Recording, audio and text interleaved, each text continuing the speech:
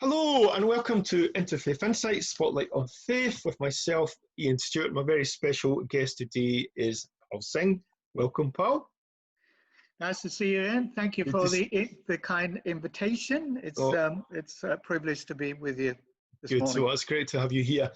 Now, today we're going to be talking about the very difficult subject of loneliness and also talking around mental health. Now, as we know, loneliness continues to be a growing problem. And our modern way of life spreads people further and further away from their families.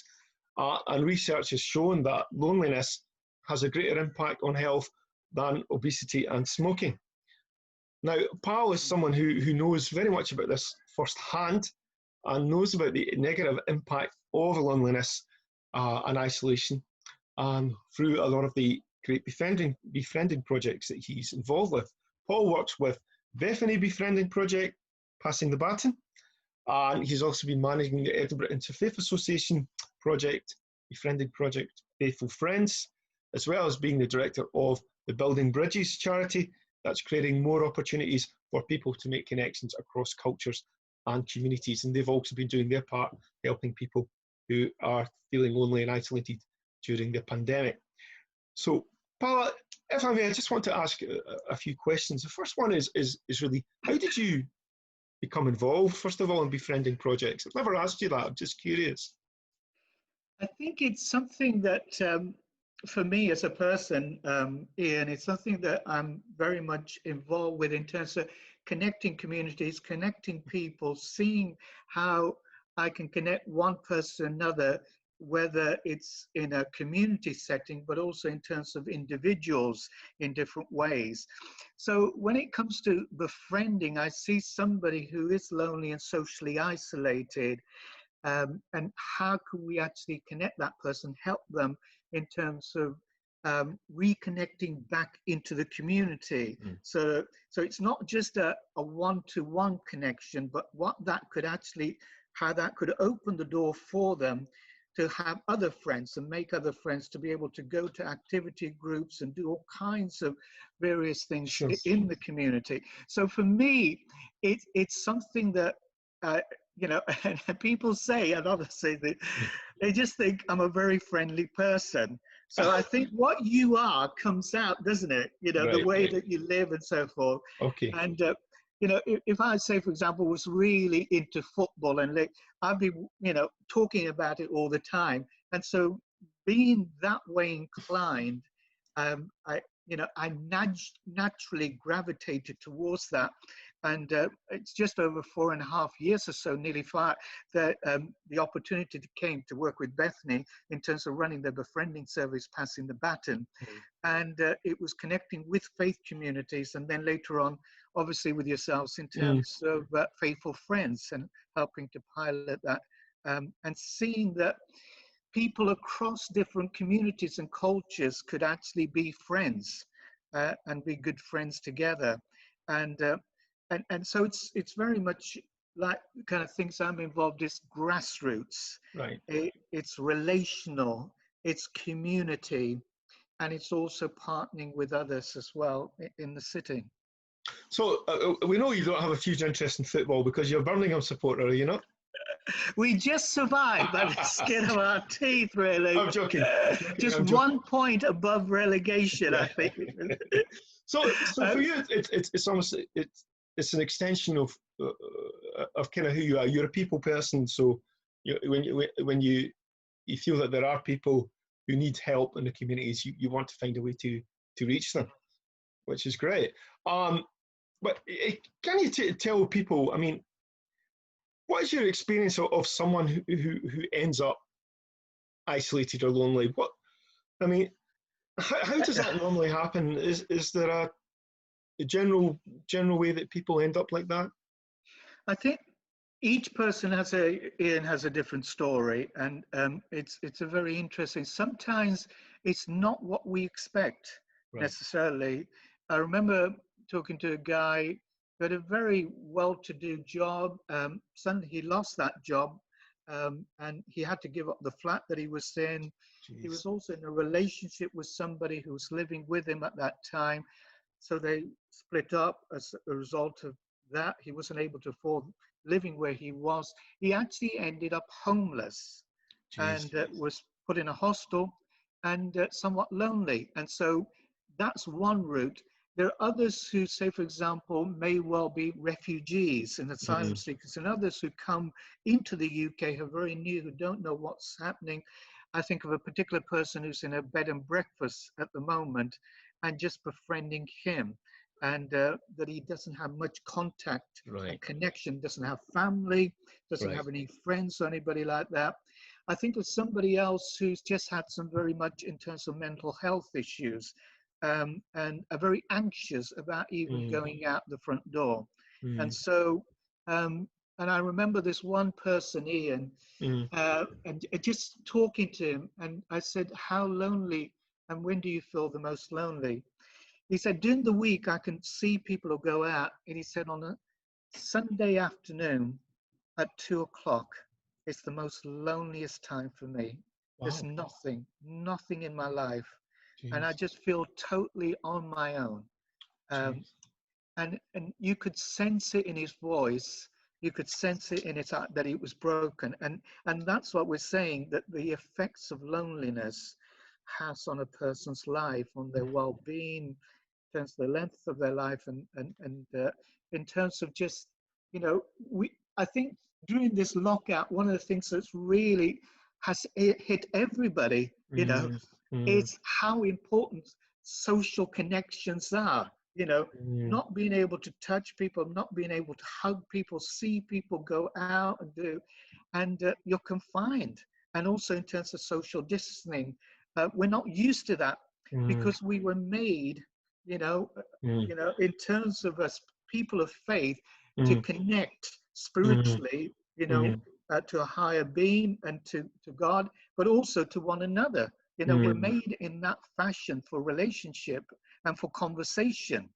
And so I think when that goes, when that's missing in a person, it leaves a void, and they try and fill it with all kinds of things. And that's why some people, you know, not because of their own doing, because in that situation, try and fill it, if there isn't the right kind of people to do so, certain addictions and things can come along, really, which are unhealthy and you know, in terms of unhealthy in terms of mindset, really. So I think there are, Iain, so many individuals that I know of and seen where we've gone and done an assessment with them just to talk to them and see what's happened. And one particular person, you know, at the moment is because of depression and anxiety and loneliness, and having been supported, but he wasn't able to have anybody into his home, has actually ended up in hospital because of that. So it can be quite severe. But also the positive side of it is you get somebody who says, yes, I am in this situation, and you connected them to a group. You learn about some of the things that really excite them, or, you know, things they haven't done for ages, whether it's been food, cookery, music, the art, you know, all kinds of different things, or gardening, and you connect them to those groups, and they begin to build friendships, and their confidence goes up, their self-esteem goes up, which is, I can do this. When you're sitting at home, you can't do anything, you feel demoted. But when you are, you say, yeah, I can do this, I can do that, you know, I can help with this, I can be a volunteer in this situation. So, and that then says, I can actually apply for a job to do this. And I think of one particular person who's now working, and they've gone through that in a, you know, in a positive way, you know, and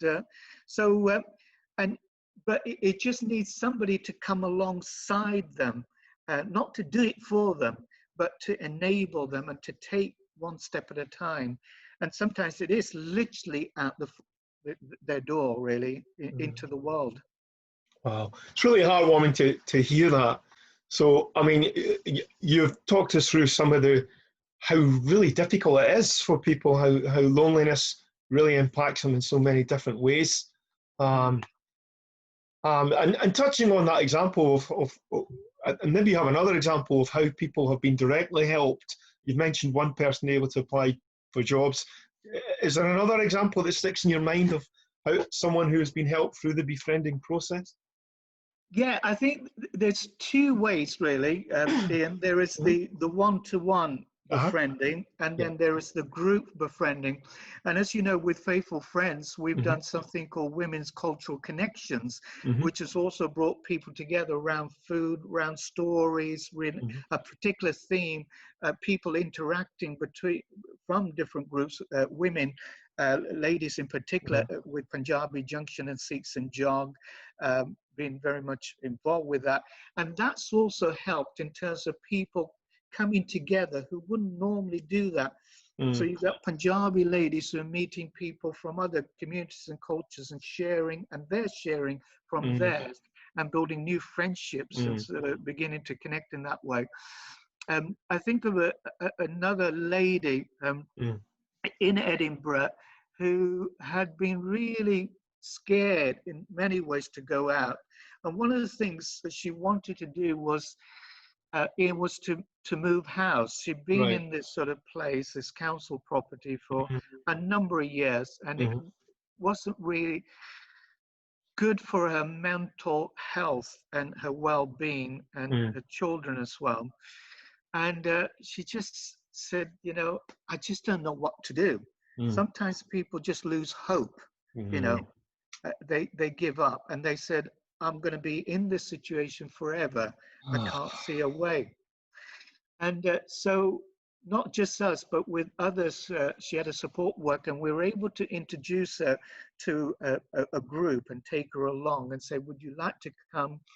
And somebody will help you to fill in some of these forms that, you know, do it on the computer, but they'll be there. And she's saying, oh no, I couldn't do that, you know.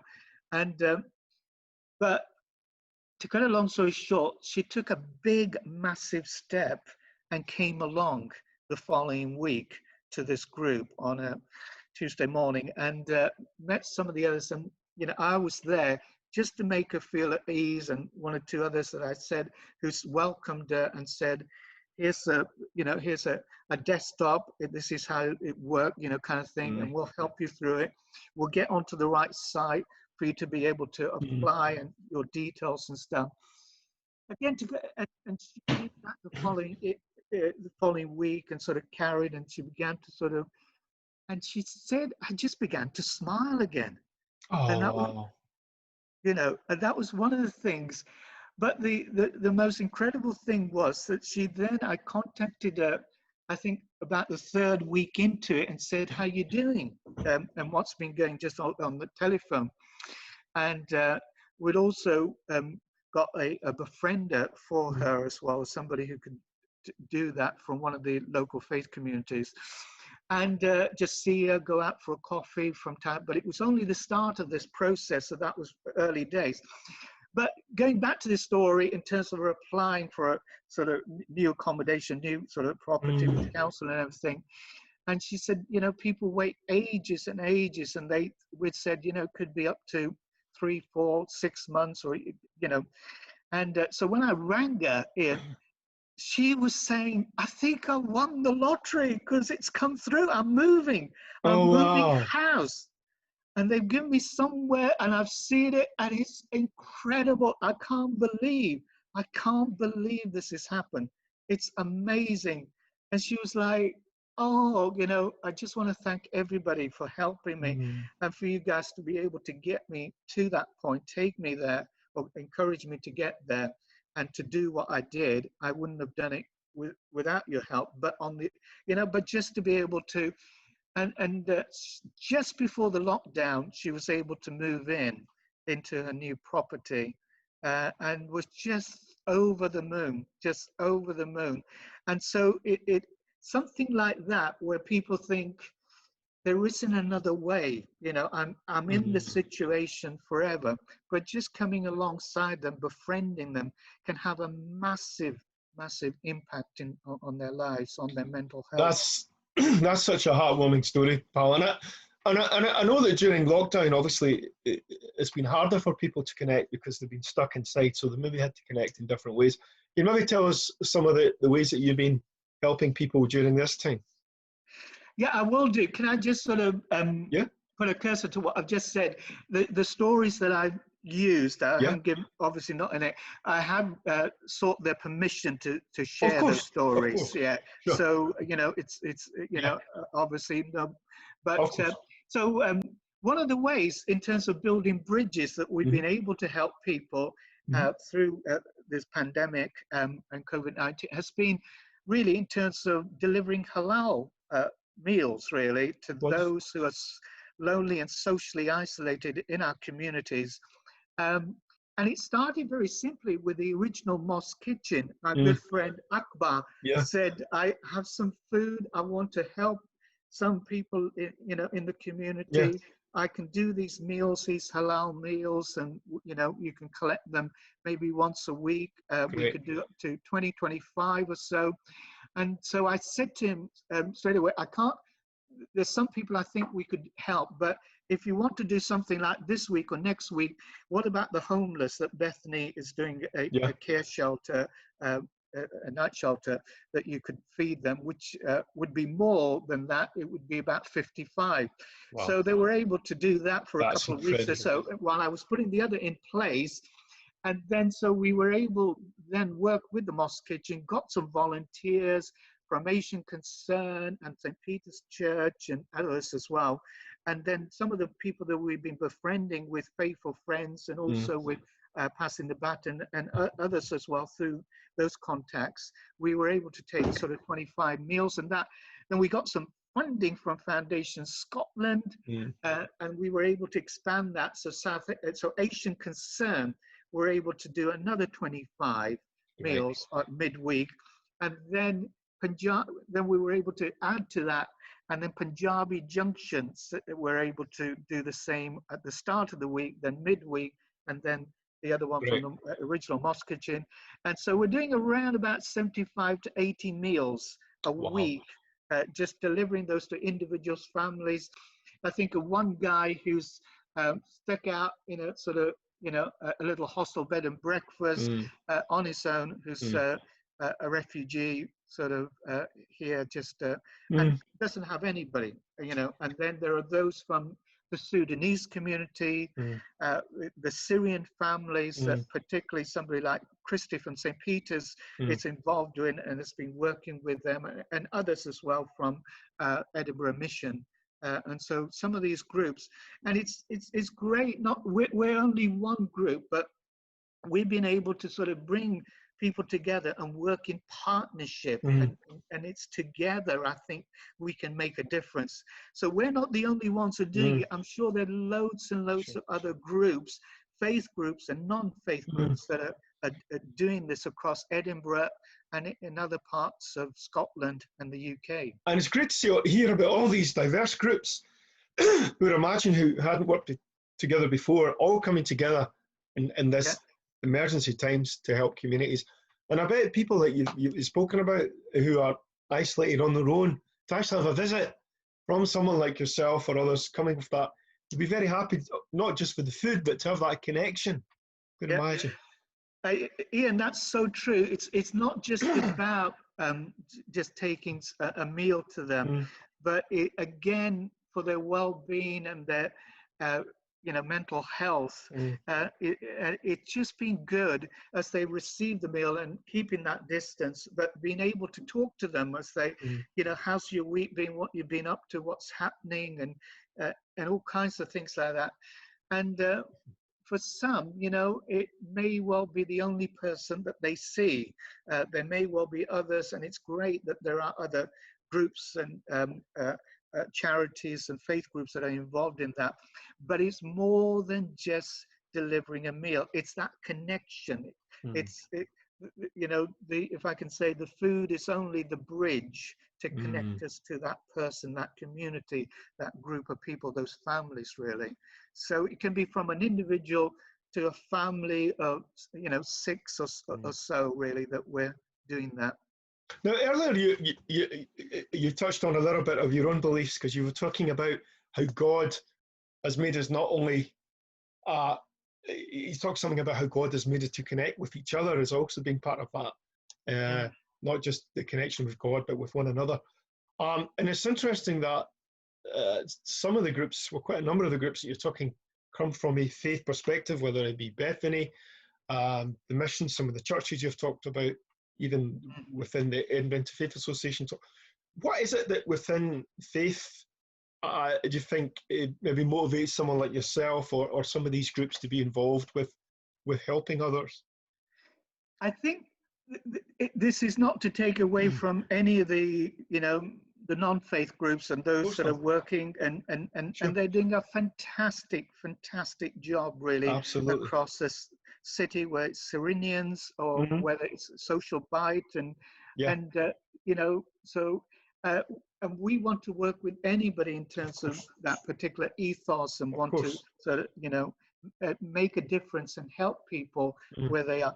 But as people of faith, I think we see something which others may well see as well, but the people are created in the image of God, and they're important. There isn't anybody that should be beneath us. We're equal. And there are people above us in terms of that we can learn from and get inspired by. But, one of the things that, having been brought up in the Sikh faith, I was born in Northwest India in the Punjab, came to live in Birmingham at the age of 9, couldn't speak a word of English. But then, literally, I was thinking about this, within sort of 10 years, I went to a theological college at the age of 19, where I'd gone on a journey, and that led to Christianity and discovering Christ, and then training in that way, but then going to youth and community and stuff, but linking with all the other groups. But one of the things, say, for example, and it's not comparing one faith to another, it's complementing one another, but this whole concept in Sikhism about seva, the service and humanity and helping and being, that's so much ingrained in me. And then in terms of practically and so forth, and how we do that out of devotion and love. And I think we have something which gives us that energy, that's something, in its, that spiritually sort of motivates us, that we're doing it not just for ourselves, not just for our own group that we belong to, but we're doing it for something which is a legacy that others will follow. Iain, there are so many things, if I can say, that will pass away, and I hope I say this in the right spirit. We have some wonderful politicians, wonderful councillors, city council and councillors and so. But in a 50 years' time, it will be completely different. It will be changed. They won't be there in 100 years' time, depending on what happens in 500 years' time, 1,000 years' time. Those institutes, those big names that we know in this world, will be gone. But the most important thing is that faith will still be here. Sikhism will still be here. Christianity will still be here. And Buddhism will still be here. And Islam will still be here. So there is something which is greater that we obey, and so we will speak out in terms of injustice where there is injustice and things, because there is a greater power, as it were, that's called us, and that we are connected to that power in different spiritual practices that we have within each of those faiths that connect us through prayer, through worship, through being together and in conversation. And so I think for me, there is something bigger than just the now. We also have a history, we have a past, and we have the scriptures to guide us, and then we also have a future in terms of eternity and how that impact will make, depending on who your faith. But I think Mother Teresa once said that we're not called to do some great and amazing things in life, but just small things, but with great love. And if we can just do those small things with great love. And she also she was, as you know, for many years in Calcutta, and I had the privilege of working there. And she said, it's like it would be equivalent what we're talking about. There's so many people who are lonely and socially isolated, so many who need a befriender, so many who need hope and support. So how are we going to help everybody? There's so many, you know. And so she was asked the same in Calcutta, you know, and you saw it on the streets everywhere. So many people in need, hungry, so many people needing support and help. And as she was sort of in there with these little children, and she was asked that question, she simply said, one by one, one by one. I'm going to help them one by one. Wow.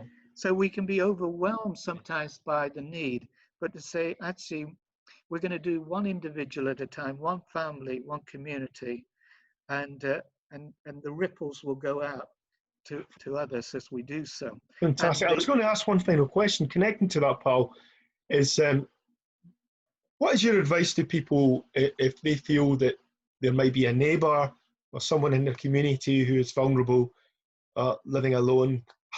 What would you advise them? How can they help? I think just to be, in a sense, yourself, and it's a simple sort of, you know, thing in terms of just finding out, really, hi, how are you? How's things been in the last few months? They may already have made that sort of connection. Also, I think sometimes people, you know, there's the sort of basic level in terms of maybe having a cup of tea or inviting them, going to them, depending how safe it is at the moment, depending on their, you know, in terms of their medical condition. But even just sort of saying, taking them out for a walk or something. Or the other is that if they need extra support, to be able to contact agencies and groups like ourselves and say, actually, there's somebody here that could do actually with a befriender. I don't have the time to be able to do that. But to signpost them, or there may well be help and support that they need.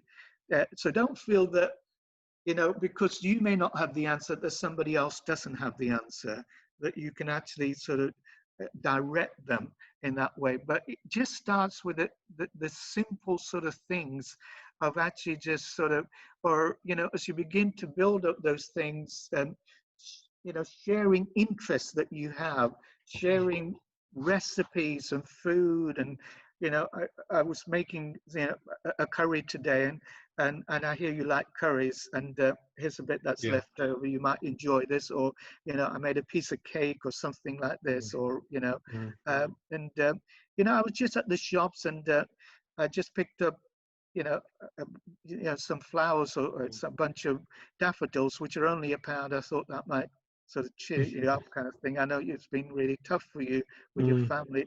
It's a simple thing. We think sometimes we've got to do something massive. It's like, again, Mother Teresa saying, it's just doing little things with the right attitude of love and care and concern, that they feel that touch. That's the greatest gift that we can give them, is that time and attention to that person. And being in that moment, you know, just at that moment when we're with that person, they have our full attention. And that it's not just a, oh, I'm just befriending them kind of thing, and that's it. But it's actually genuine and sincere, and it comes from the heart. Well, Paul, everything you've said to us today really does come from the heart, I'm sure, and people have been inspired and heartwarmed by some of the stories that you've been sharing. So thank you, you know, so much for joining us.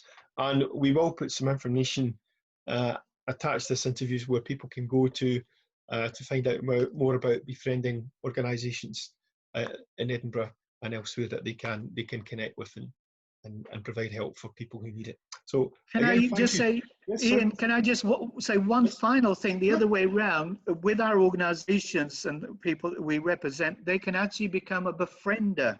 We have some training, so saying, listen, it may not be my name or something, but I would like to be involved in befriending people in the community, either from other faith groups or, you know, within a particular faith that they would feel comfortable in, maybe. But sometimes it's good to go out of your comfort zone and meet new people and experience and hear from them. So that link will be down there. I'm sure, Iain, you'll put that for in terms of faithful friends or with passing the baton. Wonderful. That's great. I think we can all just give that little small act of kindness that can make a difference. But again, thank you so much, Pal. It's been a real pleasure to speak to you today. Thank you. And to you. Thank you, Iain. Thank you.